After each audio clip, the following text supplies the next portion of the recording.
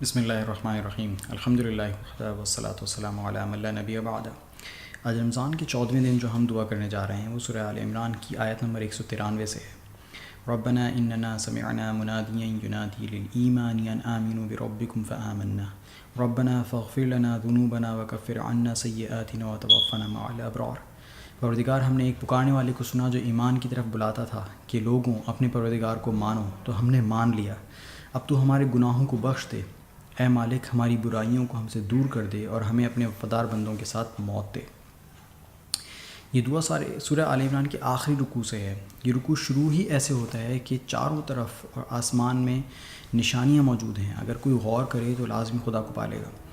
پھر اس کے بعد دعاؤں کا ایک سلسلہ شروع ہوتا ہے، ایسی خوبصورت دعائیں کہ انسانی فہم اور فراست دنگ رہ جائے۔